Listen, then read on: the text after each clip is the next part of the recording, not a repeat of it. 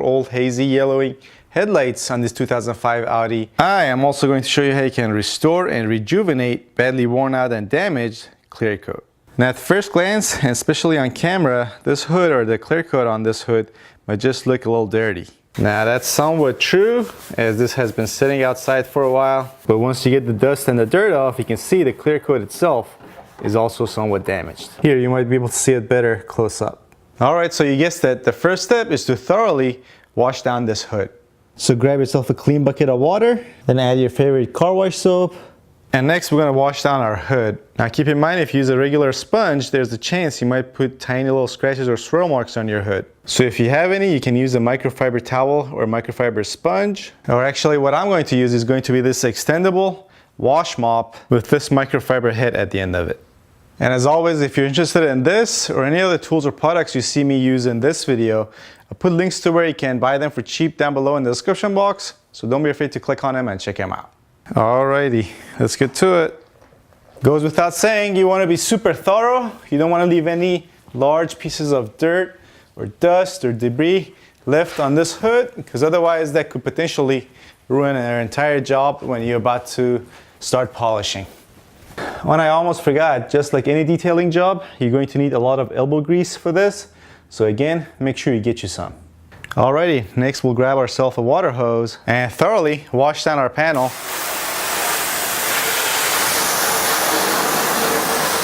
Next you want to dry it off, or again use a microfiber towel to wipe it down. Now let's take a look at our hood.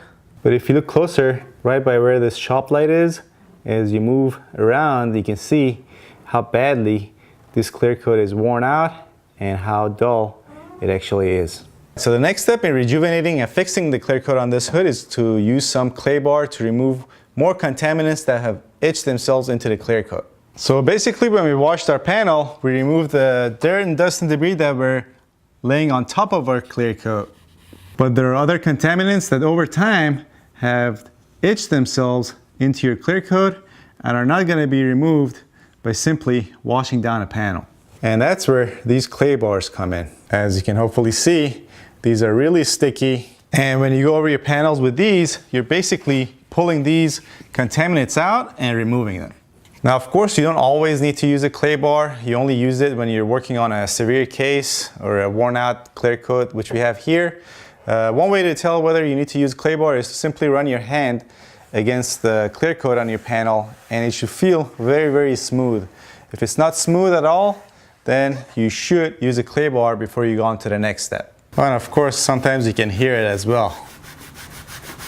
Alright, now before I start clay barring this panel, I'm actually going to get some tape and split this panel right down the middle. This way, when we're all done, we have something to compare our new looking polished panel to. Alright, so next we'll grab our clay bar and knead it with our fingers flat.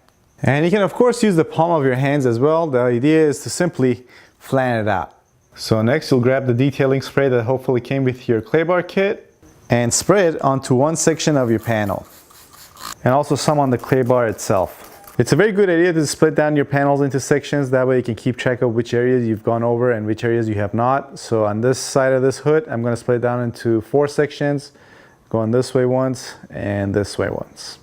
And next, simply you want to start going to town, and you want to make sure you also apply enough pressure so that you increase the chances of getting any debris that has lodged itself into your clear coat out of your clear coat with this clay bar. Ew, look at that. That was stuck in our clear coat.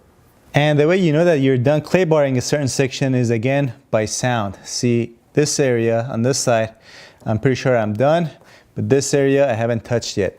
See if you can hear the difference.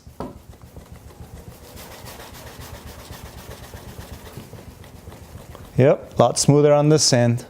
Now, and every so often you want to fold back your clay bar and knead it down with your fingers or the palms of your hands again. This way you get a new clean section to work with. So after washing and then wiping down our repair area, here's what we have. Not much of a visual difference, as you can probably see. But the paint on this panel now feels as smooth as a baby's butt, and that's what you want. And next, using a dual action polisher, we're going to start compounding.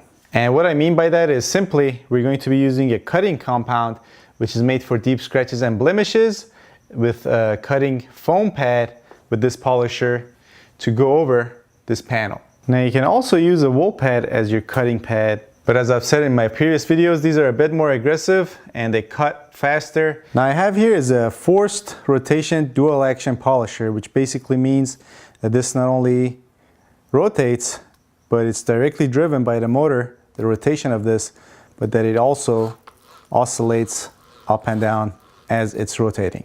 Now, since this oscillates up and down as it's rotating, it is a bit safer, especially for beginners, but of course you don't have to use a dual action polisher. You can just use a regular rotary polisher. Just make sure you move a little bit faster if you have thin clear coat like we got here. Now, if you do decide to use a rotary polisher, I do suggest that you mask up all around the edges and maybe on the body lines if you have any sharp body lines on your hood, for example, because with a rotary polisher and a wool pad, if you decide to go that route, you can easily burn through clear coat around the edges. And again, you want to split down your panel into sections. So we're going to make 4 sections out of this panel this way, and we're going to start off at this section right here. And the way we want to move is to first go this way, move down 50%, go back out this way, 50% this way, then back up, over 50% down, and we're going to keep doing this until our compound is clear or getting very thin. Now, before we go any further, we need to clean off the remnants from the detailing spray that came with our clay bar. So go ahead and get you some grease and wax remover and completely wipe down the area. And the way we're going to be doing this is to first apply compound to 4 areas on our pad. We're going to spread our compound around so that it doesn't splatter all over ourselves. And then we're going to set our polisher to the slowest setting, turn it on, and start spreading this around.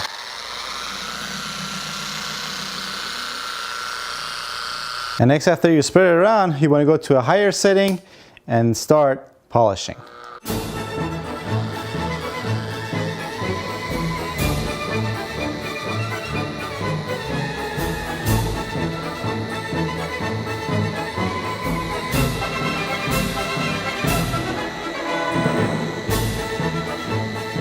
Now this paint is actually in really terrible shape now that I look at it very closely. It has a lot of obvious chips that have gone through the base coat and clear coat that we are not going to be able to do anything about. Plus it has deeper scratches here and there that we would need to wet sand before we start polishing. But for the sake of this video, I'm not going to bother with wet sanding right now.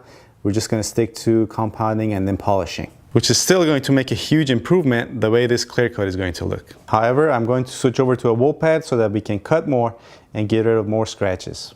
So once again, we apply some compound.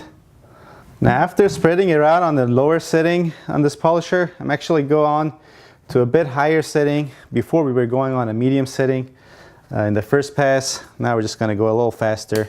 Hopefully that will help us get rid of the scratches.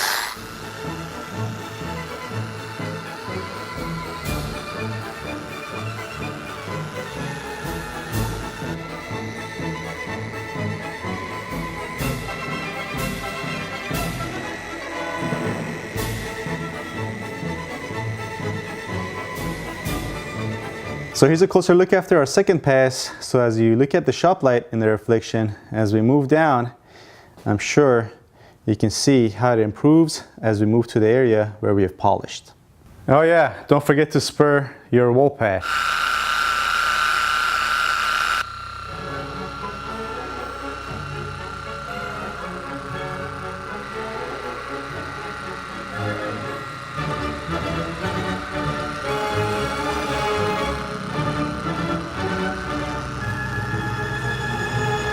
Now, if you're not happy with the results you get in one section after you do 3 passes, go ahead and simply do more passes. It's not unheard of to do 4 or even 5 passes to be done with a section.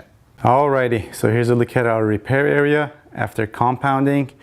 As you can see, it is a lot better. Now, you guys probably not going to be able to tell on camera, but if you were to look closely, in some areas, this paintwork looks a little dull. Or in other words, the black does not seem to shine as deep as it should. And that's because when we use this cutting compound and this wool pad, we were able to take out some of the deeper scratches and blemishes, but we put tiny scratches and swirl marks of our own into this clear coat. So in order to remove those, we'll move on to our polishing pad and polishing compound, and once more do 3 passes in each section. And again, if you're interested in these, links in the description. Now before we start polishing, we need to remove all the leftover cutting compound that might be still on this hood. So once again, get yourself some grease and wax remover and completely wipe down the area. And we're going to be applying our polishing compound more or less in the same manner, but you can use a bit more force and also set it to a higher speed setting, since there's a less of a chance that you'll cut through your clear coat with this softer polishing compound and foam pad. So again, first we're going to spread it around on the low speed setting. Now we'll go higher. And we're going to move slower as well.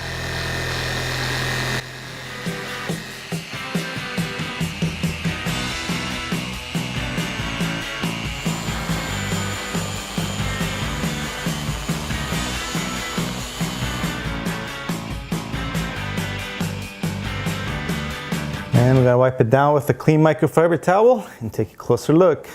All right, in this shot, I think you guys can see the difference now. This is the area where we just polished.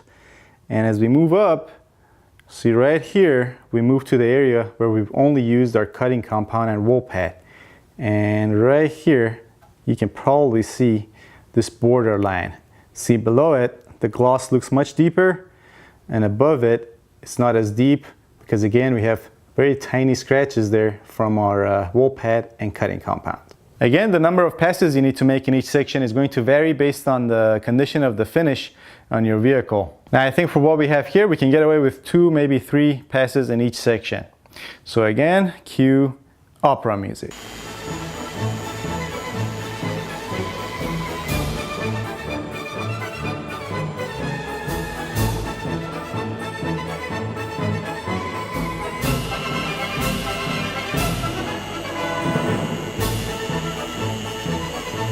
Alrighty folks, we are pretty much all done. As you can see, now we have a nice deep gloss all over this side of the hood. But before I take off this masking tape and show you the before and after, let me actually take this car outside, that way you guys can see it a lot better. So here we go, moment of truth. Now, that was not as dramatic as I would have liked. Alright, this will be telling. Try to look at the reflection of this tree on the side where we have not yet compounded and polished. And here's a look at the reflection on the side that we have polished. Here's before, and here's after. Difference is night and day, as you can hopefully see. So there you have it folks, we were able to do a lot with just compounding and polishing. Now there's even more you can do to rejuvenate old clear coat. For example, we could have wet sanded this clear coat and then compound it, then polished, and then after that use the swirl remover, and then after that use some wax to really bring out the shine. But you know, it all depends on what you wanted to do and what's the final product you want to have. Now, if you want to learn how to do those things plus more, I suggest you watch these videos, of which I'll put links to on this side of the screen. There will also be links down below in the description box as well. All right, thanks for watching. I'll see you guys next time.